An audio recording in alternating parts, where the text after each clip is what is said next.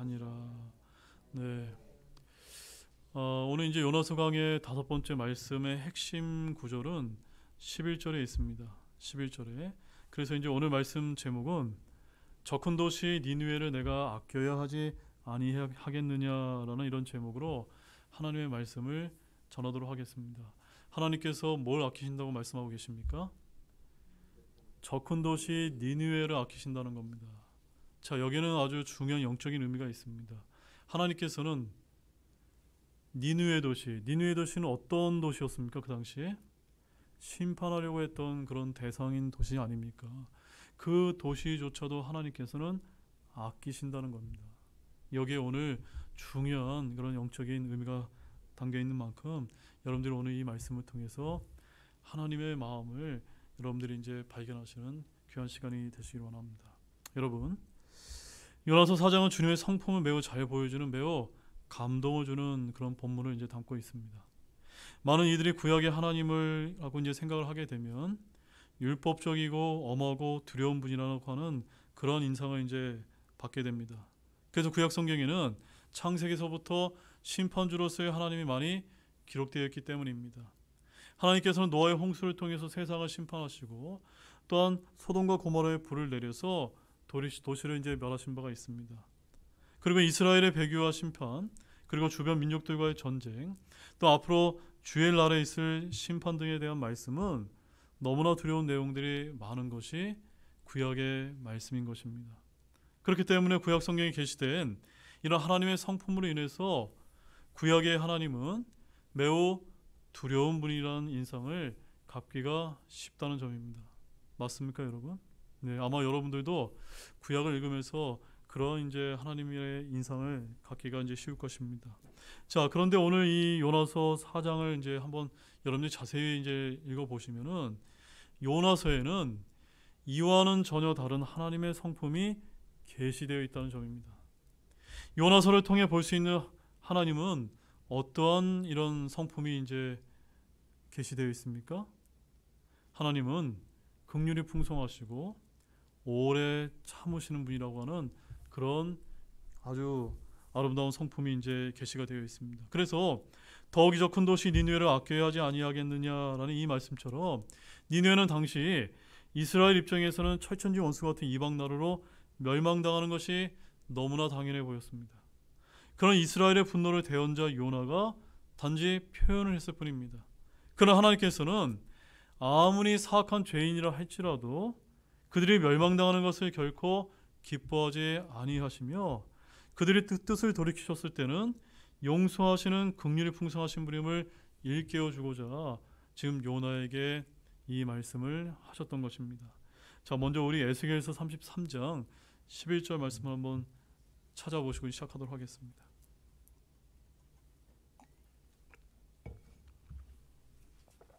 에스겔서 33장 11절 말씀에 방금 제가 이제 설명드렸던 하나님의 귀한 성품이 여기에 이제 동일하게 이제 계시되어 있는 것을 우리가 볼 수가 있습니다. 에스겔서 33장 11절 다 찾으신 절 같이 또 보겠습니다. 그들에게 이르기를 주 하나님이 말씀하시니라 내가 살아있음을 두고 맹세하노니 나는 사악한 자가 죽는 것을 기뻐하지 아니하며 오히려 그 사악한 자가 자기 길을 버리고 돌아서서 사는 것을 기뻐하노라. 오 이스라엘의 집아 너희는 돌아서라. 너희는 너희의 악한 길들을 버리고 돌아서라. 너희가 어찌하여 죽으려고 하느냐 하라. 여러분 발견하셨습니까? 우리 하나님께서는 죄인들이 멸망을 당하고 심판을 당하는 것이 아니라 무엇을 원하실까요? 예, 그들이 돌이키고 그들이 회개하는 것을 주님께서 기뻐하신다는 점을 잊지 마시기 바랍니다. 바로 죄를 버리고 자기 길을 버리고 자기의 생각을 버리고 하나님께로 돌이킬 때 주님은 그 사람을 기뻐하신다는 점입니다. 특별히 요나서 4장에서는 주님이 아끼시는 것을 우리가 발견할 수가 있습니다. 이것을 통해 주님의 성품을 우리가 알 수가 있는데 그것이 도대체 무엇일까요? 무엇을 아끼는 것일까요? 모든 것이 풍성하신 주님께서 무엇이 부족하셔서 아끼신단 말입니까? 재물을 아끼고 가족을 아끼며 자신의 생명을 저와 여러분은 아낍니다. 그런데 우리 주님도 가장 귀한 것을 아끼지 아니하시며 우리를 위해 값없이 풍성히 주시고 베푸시는 분이신데, 요한계시록 21장 6절 말씀에 가보게 되면 내가 값없이 주리라 라고 이렇게 말씀을 하고 있고, 계시록 22장 17절에서는 누구든지 원하는 자는 값없이 취할지니라라고 이렇게 말씀하시면서 주님의 귀한 것들을 어떻게 해주시는 분입니까? 값없이 거저어 주신다라고 이렇게 말씀을 하고 계십니다. 우리 로마서 8장 32절 말씀 한번 찾아보십시오. 로마서 8장 32절 말씀에 보게 되면은 값없이 주시는 아주 귀한 것이 또한 여기에 이제 제시가 되어 있습니다. 함께 읽어보겠습니다. 자신의 아들을 아끼지 아니하시고 우리 모두를 위해 그분을 내주신 분께서 어찌 그 아들과 함께 또한 모든 것을 우리에게 값없이 주지 아니하시겠느냐. 참으로 아멘이지 않습니까? 우리 주님은 저와 여러분을 위해 자신의 독생자를 아끼지 않고 주셨다는 점입니다. 우리 주님은 우리에게 모든 좋은 것을 아낌없이 주십니다. 그래서 성경에 따르면 주님은 곧바르게 걷는 자들에게 좋은 것을 아끼지 아니하신다고 시편 84편 11절에서 말씀을 하고 있습니다. 자, 그러면 주님이 아끼시는 것이 무엇일까요? 사람들이 가치 없게 여기는 사람, 무가치하게 생각하는 것들을 우리 주님께서는 매우 아끼신다는 점입니다. 자, 그래서 하나님께서 아끼시는 것 4가지만 제가 빠르게 여러분에게 좀 말씀을 드리겠습니다. 먼저 첫 번째는 하나님께서는 가난한 자와 궁핍한 자를 아끼신다라고 이렇게 말씀이 되어 있습니다. 그래서 시편 72편 13절 말씀에 이렇게 기록이 되어 있습니다. 가난한 자와 궁핍한 자를 아끼며 궁핍한 자들의 혼을 구원하고 라고 이렇게 말씀을 하고 계시고, 두 번째는 우리 주님께서는 이스라엘을 아끼시는 분이십니다. 그래서 말라기 3장 17절 말씀에 내가 나의 보석들을 만드는 그날에 그들을 나의 소유로 삼을 것이요 또 사람이 자기를 섬기는 자기의 친아들을 아끼는 것 같이 내가 그들을 아끼리니 라는 말씀처럼 하나님의 언약의 백성인 이스라엘을 아끼신다라고 이렇게 말씀하셨습니다. 그 다음에 세 번째는 주님은 자신의 성도들을 아끼신다라고 말씀하고 있습니다. 자, 이 말씀 한번 찾아보실 거예요. 고린도전서 7장 28절 말씀입니다. 고린도전서 7장 28절 말씀에서는 누구를 아끼시는가 여러분 한번 발견해 보시기 바랍니다. 자, 거기 맨 마지막에 가보게 되면 28절 하반절에 하지만부터 한번 읽어보겠습니다. 하지만 나는 너희를 아끼노라. 여기 너희가 누굽니까? 바로 고린도 교회 성도들을 가리키는데 바로 저와 여러분 모두를 가리키는 그런 말씀인 것입니다. 그래서 세 번째로 주님은 누구를 아끼십니까? 자신의 성도들을 아끼신다는 겁니다. 첫 번째 무엇이었습니까? 가난한 자입니다. 두 번째요, 이스라엘 민족. 세 번째요, 성도들입니다. 예, 저와 여러분 같은 신약 성도들입니다. 자, 이제 네 번째는 누굴까요? 네 번째가 바로 오늘 본문 말씀 11절에 나와 있지 않습니까? 내가 아껴야 하지 아니하겠느냐. 누구를 아껴야 된다고 말씀하셨습니까? 저 큰 도시 니느웨 아닙니까? 바로 주님은 심판받을 혼들, 바로 죄인들을 아끼시는 분임을 우리에게 알려주고 있는 것입니다. 이렇게 주님이 아끼시는 분들 네 부류가 있는데 오늘 이 요나서 4장에는 특히 그 마지막 넷째 부류인 심판받을 혼들, 죄인들을 아끼시는 주님의 모습을 발견할 수 있다는 점입니다. 자, 그럼 본문 말씀을 보겠습니다. 1절 말씀 함께 읽겠습니다. 그러나 요나가 그 일을 심히 못마땅하게 여기고 매우 분노하며. 자, 요나가 왜 심히 못마땅하게 여기고 분노했습니까? 뭐 때문입니까?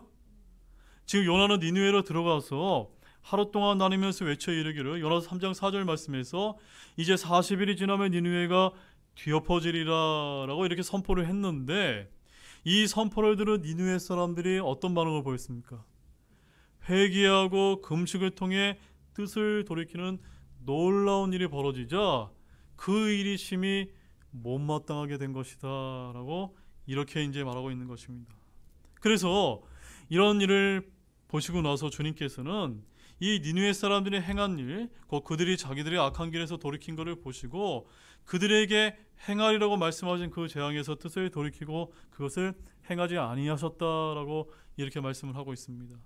요나는 니느웨 사람들의 회개나 금식이 죄를 덮어쓰고 겸손히 행하는 것이나 그런 것을 향해 뜻을 돌이키신 하나님이나 다 마음에 들지 않았던 것입니다. 요나는 주님께서 그 도시에 내리겠다고 말씀하신 재앙에서 뜻을 돌이키신 것을 알았습니다. 그래서 요나는 분노했던 것입니다. 요나가 진짜로 선한 대언자였다면 이때 어떻게 해야만 됐을까요? 니느웨 온 도시 사람들을 한데 불러 모아서 주님께서 뜻을 돌이키신 것을 선포하고 주께 제단을 쌓고 감사의 경배를 드리는 것이 마땅하지 않습니까? 다가올 심판을 선포하고 더 이상 니느웨 사람들이 다시 악한 길로 가지 않도록 의롭고 선한 길, 주의 길을 가르쳐야만 하지 않았을까요? 이거 니느웨 사람들의 부흥과 영적 성장을 위해 헌신하고 그들의 회개에 합당한 삶을 사도록 돕는 사역을 해야만 하지 않았겠습니까? 그랬다면 요나는 신약의 사도 바울처럼 구약에서 이방인의 교사여 대언자로 역사의 한 획을 그었을 것입니다. 하지만 요나는 주님이 재앙에서 뜻을 돌이킨 일을 심히 못마땅히 여기고 분노했다는 점입니다. 요나는 주께 불순종한 대언자이기도 했지만 놀랍게도 주님께 매우 분노한 그런 대언자였다는 점입니다. 요나는 하나님의 말씀을 듣고 그분을 붙잡고 그분을 꾸짖었던 베드로처럼 주님이 행하시는 일을 못마땅히 여기고 분노했습니다. 그는 니느웨가 심판받기를 원했습니다. 주께서 그들을 멸해 주시기를 기도했습니다. 요나가 선포한 재앙의 날이 지났지만 이 니느웨라고 하는 도시는 너무나 조용하고 평온했다는 점입니다. 요나는 졸지에 어떤 사람이 되고 만 것입니까? 거짓 대언자가 되고 만 셈이었다는 점입니다. 그런데 율법에 의하면은 대언자는 일어나리라고 한 일이 일어나지 아니하면 거짓 대언자로 판명받아서 돌에 맞아 죽게 되어 있었습니다. 그래서 이제 요나가 그의 고향 가드 헤벨로 돌아가게 되면 동네 사람들이 그가 니느웨에서 한 사역을 알고 거짓 대언자로 판단하고 조롱했을 것입니다. 이래저래 요나는 기분이 좋을 리가 없었습니다. 그러나 사람의 분노는 주의 의를 이루지 못한다는 것을 아십시오. 우리 야고보서 1장 20절 말씀 한번 찾아보십시오.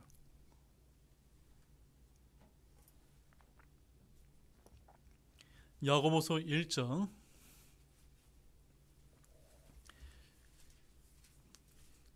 20절 말씀에 우리 신약 성도들이 또 기억해야 될 아주 귀중한 말씀이 있습니다. 우리 함께 읽어보겠습니다.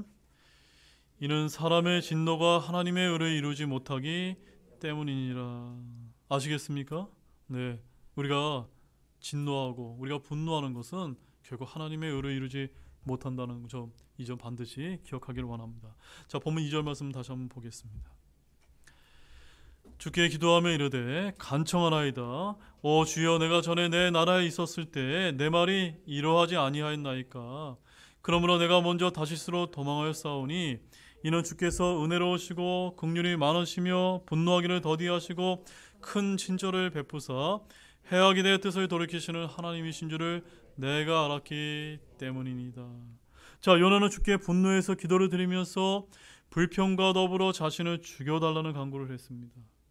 내가 전에 내 나라에 있었을 때 내 말이 이러하지 아니하였나이까 라는 말은 요나가 이미 이렇게 일이 진행되어질 줄을 알고 있었다는 말입니다. 요나가 다시스로 도망한 것도 일이 이렇게 될 줄을 미리 알았기 때문입니다. 요나는 주께서 은혜로우시며 긍휼이 많으시고 분노하기를 더디하시며 큰 친절을 베푸시는 그러한 긍휼이 풍성하신 분이심을 너무나 잘 알고 있었습니다.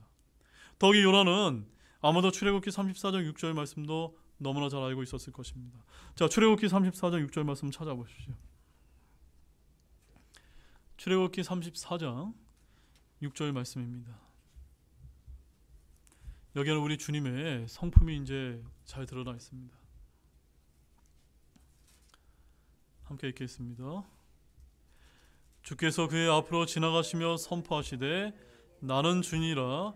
긍휼이 많고 은혜로우며 오래 참고 선함과 진리가 풍성한 주 하나님이라. 자, 요나는 이 출애굽에 있는 말씀을 잘 알았을까요? 몰랐을까요? 분명히 잘 알았을 것입니다. 대언자였기 때문에 너무너무나 하나님의 말씀을 잘 아는 그런 대언자였습니다. 자, 우리 여기서 아주 귀중한 것을 교훈 하나 얻을 수가 있습니다. 저와 여러분도 성경을 지식적으로 매우 잘 아는 성경 신자일지는 모릅니다. 그러나 성경을 꼭 잘 안다는 것이 100% 좋은 믿음을 가진 신자라는 것을 보장해 주는 것은 아닙니다. 맞습니까, 여러분? 따라서 우리는 성경을 잘 알 뿐만이 아니라 말씀을 통해 하나님의 성품을 배우는 것이 훨씬 더 중요하다는 사실을 우리가 기억하기를 원합니다. 많은 이들이 성경도 하나님도 알지 못해 잘못하는 것과 달리 요나는 하나님을 너무나 잘 알았음에도 잘못한 특이한 경우였다는 점입니다. 요나는 2절 말씀에서 내가 알았기 때문이다 라고 했지만 그가 안 하나님은 피상적인 하나님이었던 것입니다. 사실 요나는 하나님의 마음을 너무나 잘 알지 못했습니다. 하나님의 목적은 재앙과 심판과 멸망이 아니라 그들의 회개와 구원이었던 것입니다. 주님의 뜻과 계획은 사람을 구원하는 것이지 사람들을 멸하려는 것이 아니라는 사실을 저와 여러분이 아시기 바랍니다. 본문 3절 말씀 보십시오. 그러므로 주여 이제 간청하건대 내게서 내 생명을 취하소서 사는 것보다 죽는 것이 내게 더 나으니이다 하며. 자, 요나는 주님께 자신을 죽여달라고 간청했습니다. 요나는 이미 한번 죽음을 경험했던 사람입니다. 그럼에도 죽음을 구한다는 것이 참으로 놀랍기만 합니다. 사도 바울이 셋째 하늘의 낙원을 다녀온 것도 아니고 지옥에 있다가 나온 그가 내게서 내 생명을 취하소서 사는 것보다 죽는 것이 내게 더 나으니이다 라고 하니 참으로 놀랍다는 말씀입니다. 요나는 니느웨 사람들의 회개와 회심으로 말미암아 하나님께서 재앙을 내리시지 않은 이 일에 너무나 못마땅하고 분노가 치밀어 오른 그런 상태였다는 점입니다. 대언자가 죽기를 구하는 이런 기도는 요나 말고도 민수기 11장 15절 말씀에서 모세도 그랬던 적이 있었고 또 열왕기상 19장 4절에서는 엘리야도 그렇게 했던 적이 있었습니다. 또한 멀리 외딴 곳으로 도망가기를 원했던 사람으로 시편 55편 6절 말씀에 보게 되면 다윗도 그랬던 적이 있었습니다. 원래 많은 이들이 삶의 고통과 괴로움이 있을 때 이렇게 사느니 차라리 죽는 것이 낫겠다. 죽는 이만 못한 삶이다. 차라리 죽고 싶다는 식의 그런 말을 이제 내뱉곤 합니다. 고통 가운데 있던 욥도 그랬습니다. 차마 자살은 못하겠고 주님께 죽여달라는 것입니다. 그러나 그러할지라도 우리 신약성들은 그렇게 해서는 안 되고 다음과 같은 믿음으로 고백하는 법을 배우시길 바랍니다. 자, 우리 고린도후서 5장 8절 말씀입니다. 고린도후서 5장 8절 말씀처럼 좀 세련되게 정말 주님이 원하시는 믿음의 고백을 저와 여러분들이 배우기를 원합니다. 우리 함께 읽어보겠습니다. 내가 말하노니 우리가 확신에 차 있으며 오히려 몸을 떠나 주와 함께 있기를 원하노라. 이런 몸을 떠나 주와 함께 있기를 원한다는 게 무슨 말입니까? 나도 죽고 싶다라는 말인데 아까 우리 이제 요나나 다른 대언자들이 했던 것처럼 내 생명을 취해 주시옵소서 내가 죽기를 원합나이다 이런 고백이 아니라 이런 육신적인 고백이 아니라 영적인 고백을 해야 된다는 겁니다. 믿음의 고백을 해야 된다는 점입니다. 바울도 몸을 떠나 주님과 함께 있는 것이 더 낫다는 고백을 했는데 바울의 믿음과 신앙은 순교와 부활 신앙이었지만 요나의 신앙은 어떤 신앙이었습니까? 도피 신앙에 불과했다는 점입니다. 맞습니까, 여러분? 여기 본문 4절 말씀 보겠습니다. 그때 주께서 이르시되 내가 분노하는 것이 옳으냐 하시더냐. 주님은 요나의 기도에 응답해서 그의 생명을 취하는 대신에 뭐라고 그에게 이제 질문하셨습니까? 내가 분노하는 것이 옳으냐라고 이렇게 질문하셨습니다. 지금 내가 성질을 내는 일이 잘하는 짓이냐라는 것입니다. 즉 요나의 버릇과 예의, 태도를 문제 삼은 것이 아니라 그게 바른 마음이냐라는 것을 지금 묻고 계신 것입니다. 요나는 자기가 선포한 말씀대로 심판에 임하지 않는다고 분노했습니다. 그래서 주님은 요나에게 내가 분노하는 것이 옳으냐라고 질문하셨지만 요나는 이에 어떻게 반응을 했습니까? 아무런 대답도 하지 않았다는 점입니다. 자, 본문 5절 말씀 보십시오.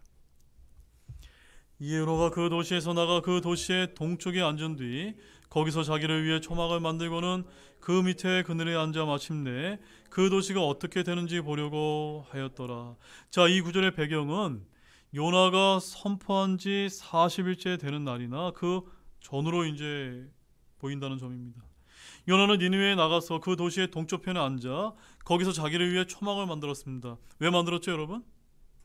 내가 이제 이 도시가 40일 뒤면은 뒤엎어진다라고 이제 선포를 했는데, 하나님께서 진짜 뒤엎는지 뒤엎지 않는지 그것을 바라보려고 초막을 지어서 이렇게 그늘 밑에서 바라보려 했던 것입니다. 요나는 주께서 자신이 선포한 대로 재앙이 이 도시에 임하기를 바라면서 그늘에 앉아 있었습니다. 그러나 기다리던 재앙은 왔습니까? 안 왔습니까? 오지 않았습니다. 그래서 요나는 하나님께 분노했고, 그런 요나에게 주님께서는 내가 분노하는 것이 옳으냐라고 이렇게 물으셨던 것입니다. 자, 본문 6절 말씀 보십시오. 주 하나님께서 박 하나를 예비하사 그것이 위로 올라가 요나를 가리게 하셨으니 이것은 그 박이 그의 머리 위에서 그늘이 되게 하여 그를 고통에서 구출하려 하심이더라. 이에 요나가 그 박을 심히 기뻐하였으나, 자, 주님은 분노한 요나에게 실물 설교를 통해 가르치고자 하셨습니다. 이 세상과 민족과 개인과 죄인들을 향한 하나님의 마음, 하나님의 뜻과 계획, 하나님의 목적을 친히 가르쳐 주신 것입니다. 하나님의 말씀 선포는 재앙과 심판의 목적이 아니라 구원이 목적이심을 아시길 바랍니다. 하나님의 말씀은 죄인들을 죽이는 것이 아니라 살리는 것이 목적이라는 것을 반드시 깨닫기를 원합니다. 자, 우리 누가복음 9장 56절 말씀 보십시오. 누가복음 9장 56절입니다.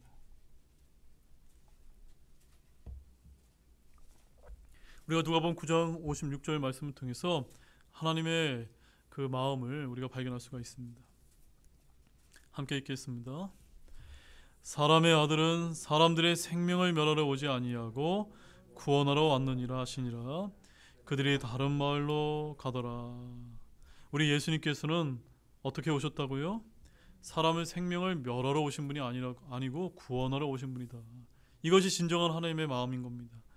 요나는 하나님께서 자신을 보내서 재앙과 멸망을 선포하게 하신 후에 그대로 니느웨를 멸해 주기를 원했지만, 하나님이 요나를 보내신 것은 그들이 회개하고 구원을 얻게 하기 위해서였다는 점입니다. 그러나 요나는 주님에게 니느웨를 멸망시켜 달라고 요구했습니다. 니느웨에게 일어날 일을 보기 위해 초막을 짓고 그 아래 앉아있는 요나에게 주님은 박을 예비하시고 그것이 위로 올라가 요나를 가리게 하셨습니다.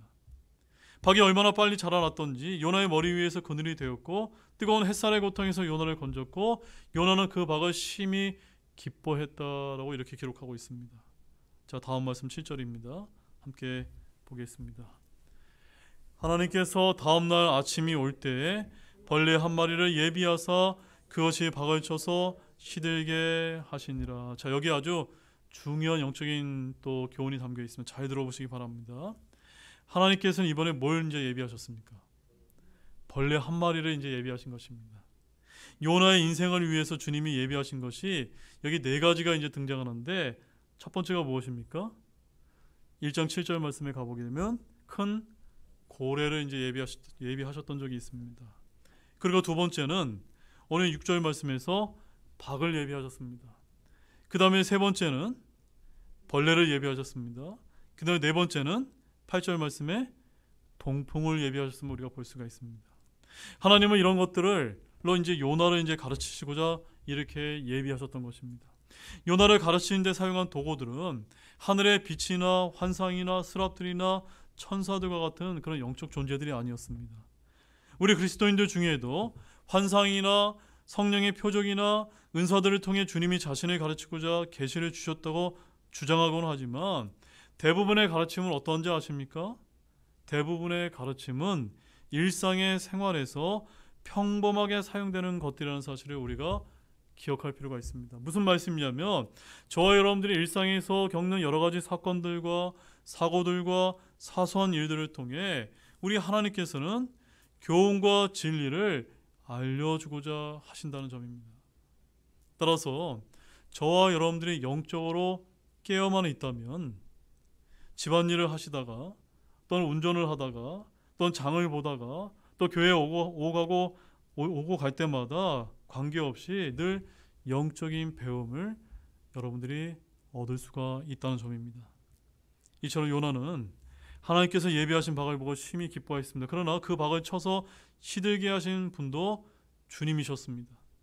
요나 주변에서 일어난 이러한 일들이 자연 발생적인 것이 아니라 모두 주의 뜻대로 일어나는 일들이었다는 점입니다. 자, 본문 8절 말씀입니다. 해가 뜰 때 하나님께서 뜨거운 동풍을 예비하셨고 또 해가 요나의 머리에 내리쬐므로 그가 기진하여 스스로 죽기를 바라며 이르되 사는 것보다 죽는 것이 내게도 나으니이다 하니라. 자, 초막을 덮었던 박이 사라진 데다가 해가 뜨면서 하나님께서 뜨거운 동풍을 불게 하심으로 요나는 이제 어떤 지경이 되었습니까? 죽을 지경이 되었다는 점입니다.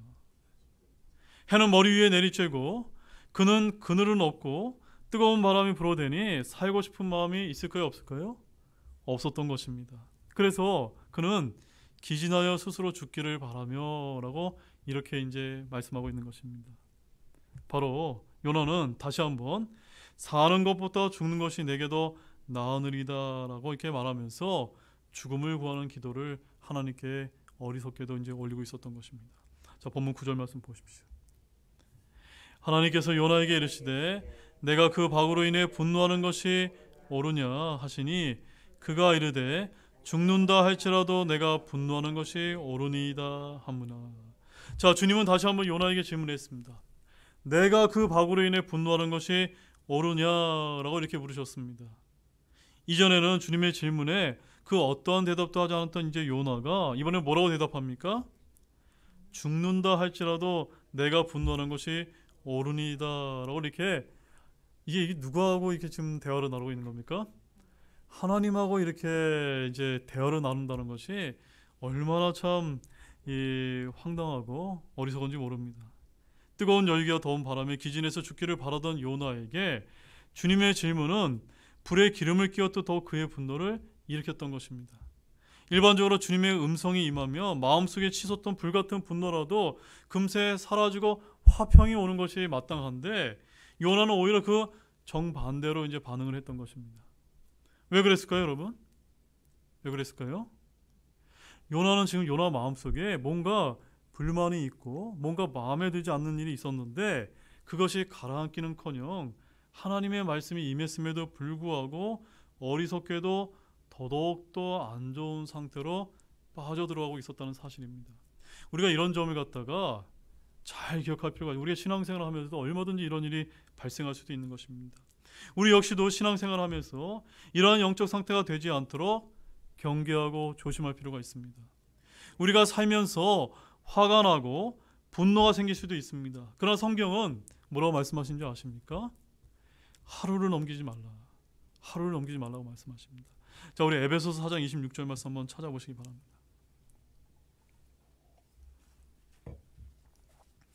에베소서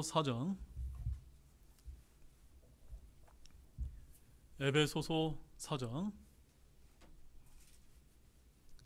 26절 말씀입니다. 함께 읽겠습니다. 너희는 화를 내도 죄는 짓지 말며 해가 지도록 진노하지 말고. 이 말씀 우리가 읽으니까 많이 찔리지 않습니까? 얼마나 우리가 이런 일을 범하고 있지 않습니까? 마찬가지로 하나님의 말씀이 지금 임했는데도 분노를 표출하고 있는 요나의 말로 참으로 어리석은 저와 여러분의 모습을 대표적으로 이제 보여주고 있는 것이다라고 저는 이렇게 말씀을 드리고 싶습니다.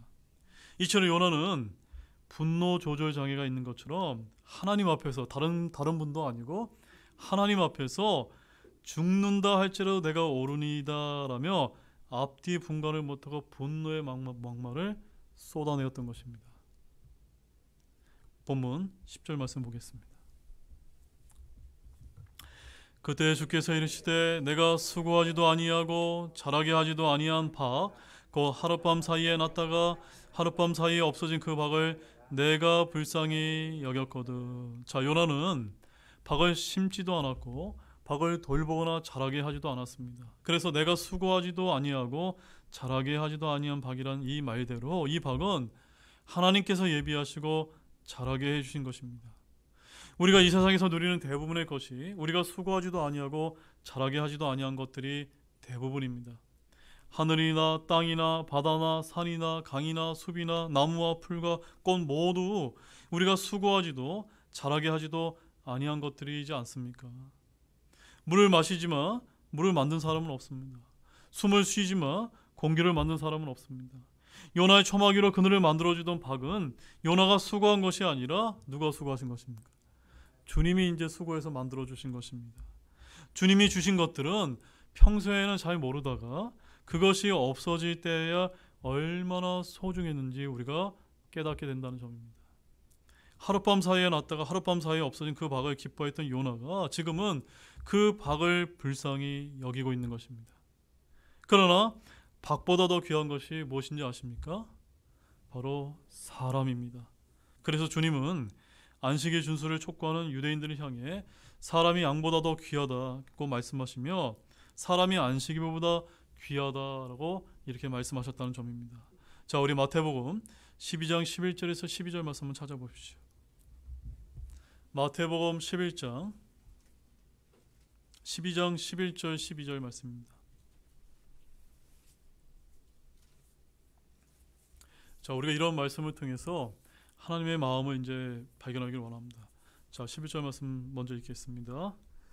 그분께서 그들에게 이르시되 너희 가운데 어떤 사람에게 양 한 마리가 있는데 그것이 안식일의 구덩이에 빠지면 그가 그것을 붙잡아 들어 올리지 아니하겠느냐. 12절 그러하거든 사람이 양보다 얼마나 더 귀하냐. 그러므로 안식일에 잘 행하는 것은 율법에 맞느니라 하시고. 여러분 아시겠습니까? 예, 이것이 주님의 마음인데 당시 유대인들은 이런 것들을 전혀 모르고 종교적인 그런 율법에 빠져서 사람을 정죄하고 이런 이제 우를 범하고 있었던 것입니다. 하나님께서는 요나에게 박보다는 사람이 더 귀하며 박을 아끼는 것, 박을 불쌍히 여기는 것보다는 사람을 더 아끼고 불쌍히 여겨야 한다는 사실을 친히 가르쳐 주고자 하셨던 것입니다. 요나는 자기를 사랑하는 사람을 사랑하고 자기에게 유익이 되는 것을 아꼈습니다. 그것이 전부였습니다. 요나에게 니느웨가 멸망하는 것은 전혀 아깝지 않을 뿐만 아니라 결코 아쉽지도 않았습니다. 죄인들도 자기를 사랑하는 자들을 사랑하고 자기에게 유익이 되는 것을 아끼곤 하지 않습니까? 자, 우리 마태복음 5장 46절 말씀도 한번 보십시오. 마태복음 5장 46절 말씀에 너무나 우리가 알아야 될 아주 귀중한 말씀이 있습니다. 다 찾으신 줄 알고 우리 같이 읽겠습니다. 너희가 너희를 사랑하는 자들을 사랑하면 무슨 보상을 너희가 받겠느냐? 세리들도 바로 그 일을 하지 아니하느냐. 바로 요나는 자기 자신과 자기 민족만을 생각했던 것입니다. 그런데 우리 주님은 유대인들의 하나님일 뿐만 아니라 누구의 하나님이기도 합니까? 이방인들의 하나님이기도 하셨다는 사실입니다. 요나는 이 진리에 대해서는 너무나 몰랐습니다. 이들은 자신들이 어떤 영을 지닌지 모르고 있었습니다. 요나 역시도 마찬가지입니다. 요나가 박을 아끼는 것보다는 누구를 아껴야만 했습니까? 니느웨 사람들을 아껴야만 했던 것입니다. 이것이 바로 하나님이 원하셨던 것입니다. 바로 혼돈을 불쌍히 여겨야 했던 것입니다. 이런 주님의 마음을 대언자 요나는 알았어야만 했는데 몰랐다는 점입니다. 본문 11절 말씀입니다.